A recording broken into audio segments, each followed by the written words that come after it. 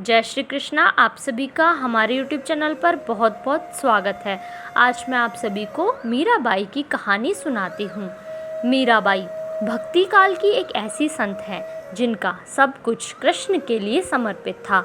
यहाँ तक कि कृष्ण को ही वह अपना पति मान बैठी थी। भक्ति की ऐसी चरम अवस्था कम ही देखने को मिलती है। मीराबाई के बाल मन में कृष्ण की ऐसी छवि बसी थी कि किशोरावस्था से लेकर मृत्यु तक उन्होंने कृष्ण को ही अपना सब कुछ माना। जोधपुर के राठौड़ रतन सिंह जी की इकलौती पुत्री मीराबाई का जन्म 16वीं शताब्दी में हुआ था। बचपन से ही वह कृष्ण भक्ति में रम गई थी। मीराबाई के बचपन में हुई एक घटना की वजह से उनका कृष्ण प्रेम अपनी चरम अवस्था तक पहुंचा। एक दिन उनके पड़ोस में किसी बड़े आदमी के यहाँ बारात आई। सभी औरतें छत पर खड़ी होकर बारात देख रही थी। मीरा भी बारात देखने लगी। बारात को देख मीरा ने अपनी माता से पूछा कि मेरा दूल्हा कौन है। इस पर उनकी माता ने कृष्ण की मूर्ति की ओर इशारा करके कह दिया कि यही तुम्हारे दूल्हा हैं। बस यह बात मीरा के बाल मन में एक गांठ की तरह बंध गई। बाद में मीराबाई की शादी महाराणा सांगा के पुत्र भोजराज, जो आगे चलकर महाराणा कुंभा कहलाए, से कर दी गई। इस शादी के लिए पहले तो मीराबाई ने मना कर दिया, लेकिन जोर देने पर वह फूट फूट कर रोने लगी। शादी के बाद विदाई के समय वे कृष्ण की मूर्ति अपने साथ ले गई, जिसे उनकी माता ने उनका दूल्हा बताया था। ससुराल में अपने घरेलू कामकाज निपटाने के बाद मीरा रोज कृष्ण के मंदिर चली जाती और कृष्ण की पूजा करती, उनकी मूर्ति के सामने गाती और नृत्य करती। उनके ससुराल वाले तुलजा भवानी यानी दुर्गा को कुलदेवी मानते थे। जब मीरा ने कुलदेवी की पूजा करने से इनकार कर दिया तो परिवार वालों ने उनकी श्रद्धा भक्ति को मंजूरी नहीं दी। मीराबाई की ननद उदाबाई ने उन्हें बदनाम करने के लिए उनके खिलाफ एक साजिश रची।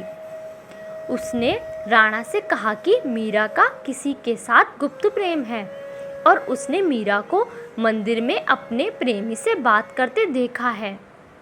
राणा कुंभा अपनी बहन के साथ आधी रात को मंदिर गया।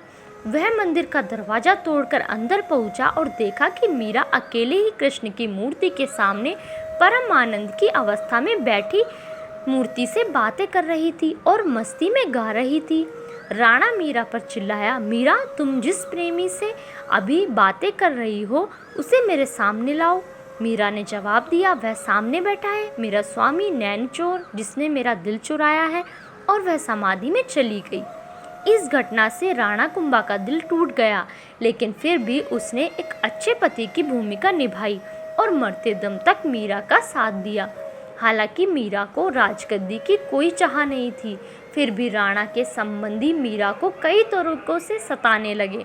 कृष्ण के प्रति मीरा का प्रेम शुरुआत में बेहद निजी था, लेकिन बाद में कभी कभी मीरा के मन में प्रेमानंद इतना उमड़ पड़ता था कि वह आम लोगों के सामने और धार्मिक उत्सवों में नाचने गाने लगती थी।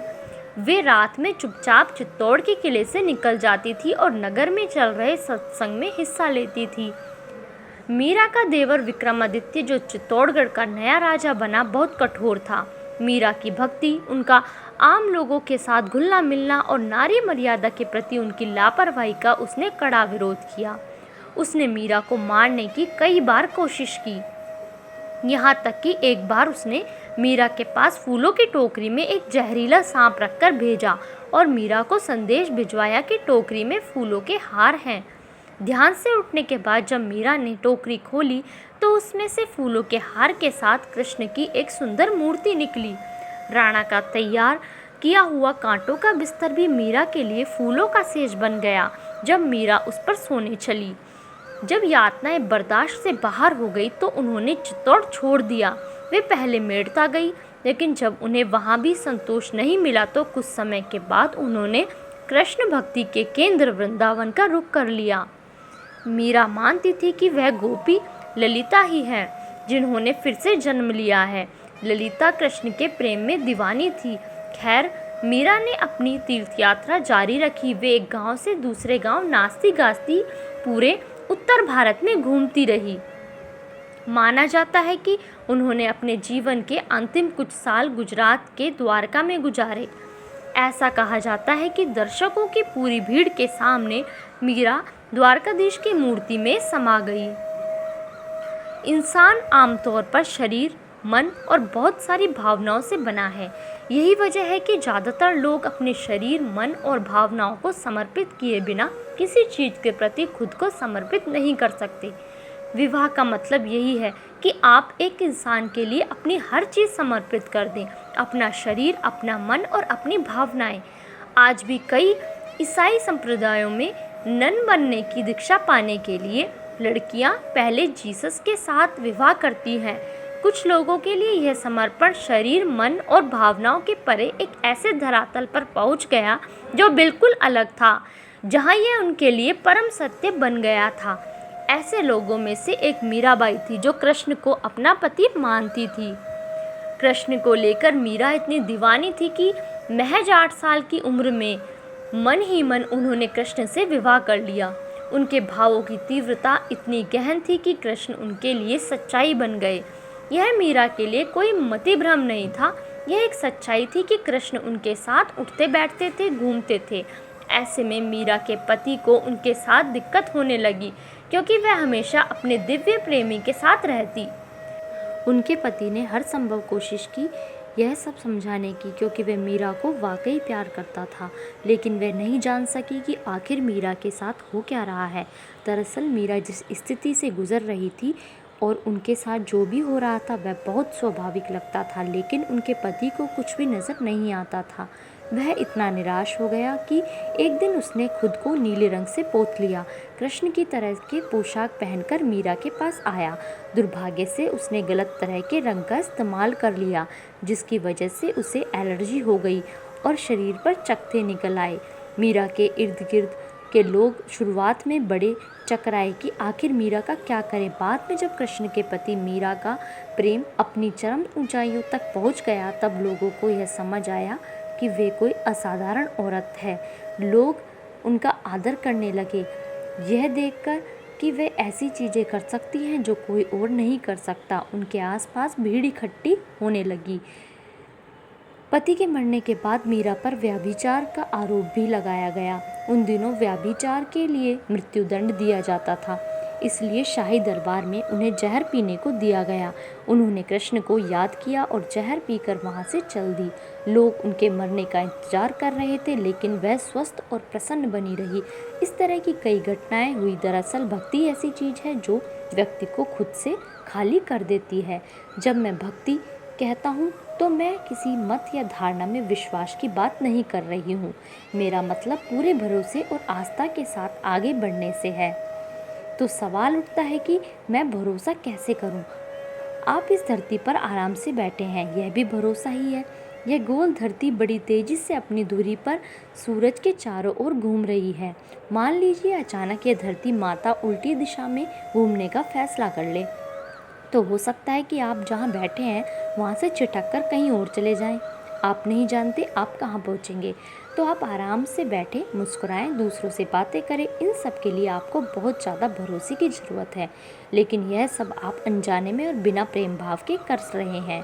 इस भरोसे को पूरी जागरूकता और प्रेम के साथ करना सीखिए। यही भक्ति है। यह सृष्टि जैसी है उस पर वैसे ही भरोसा करते हुए अगर आपने जागरूकता और प्रेम के साथ यहाँ बैठना सीख लिया तो यही भक्ति है। भक्ति कोई मत या मान्यता नहीं है। भक्ति इस अस्तित्व में होने का सबसे खूबसूरत तरीका है। जीव गोसाई वृंदावन में वैष्णव संप्रदाय के मुखिया थे। मीरा जीव गोसाई के दर्शन करना चाहती थी, लेकिन उन्होंने मीरा से मिलने से मना कर दिया। उन्होंने मीरा को संदेश भिजवाया कि वह किसी औरत को अपने सामने आने की इजाज़त नहीं देंगे।